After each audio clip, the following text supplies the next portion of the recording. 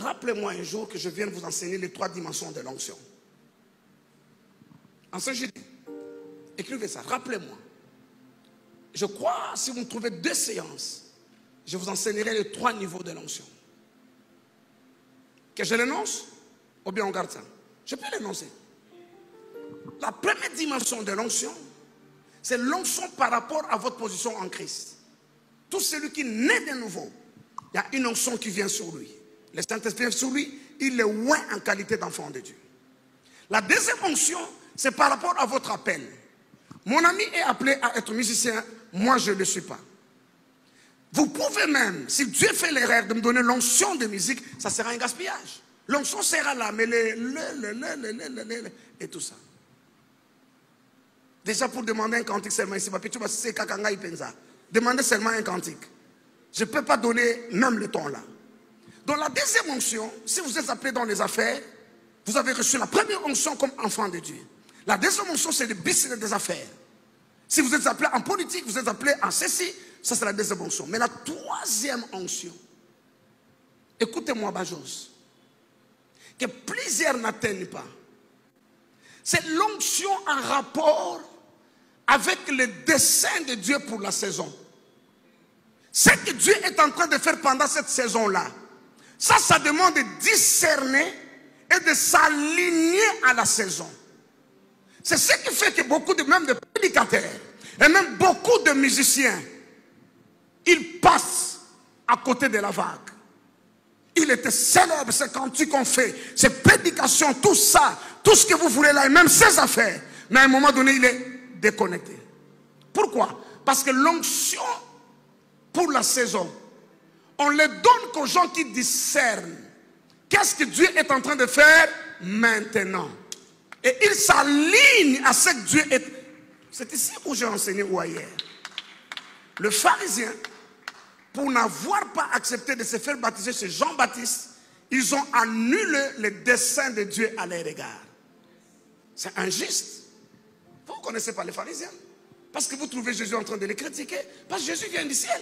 Sa justice est différente. Mais demandez aux Juifs, des pharisiens, ce sont les gardiens du dépôt juif. Pendant la crise, 4 siècles d'obscurité, il n'y a ni prophète, ni sacrificateur qui enseigne la loi, ni véritable Dieu en Israël. 3 choses dangereuses.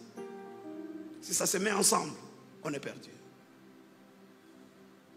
Mais pendant ce temps-là, les pharisiens ont lutté pour au fait maintenir la flamme qui s'éteignait. Ils se sont battus.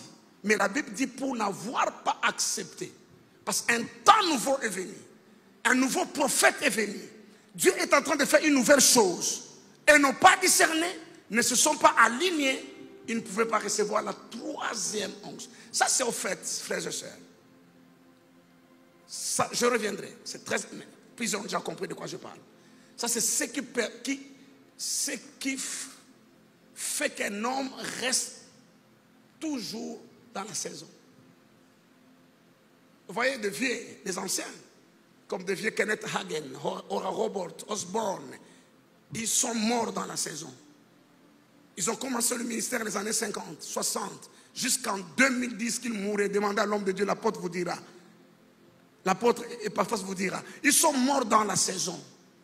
Kenneth Hagin, 2 jours avant de mourir, il est à l'église, Rondo Yamaka, un vieux papa. Mais celui qui faisait l'onction du rire là, comme un vieux papa. 2 jours avant, il est dans sa tombe.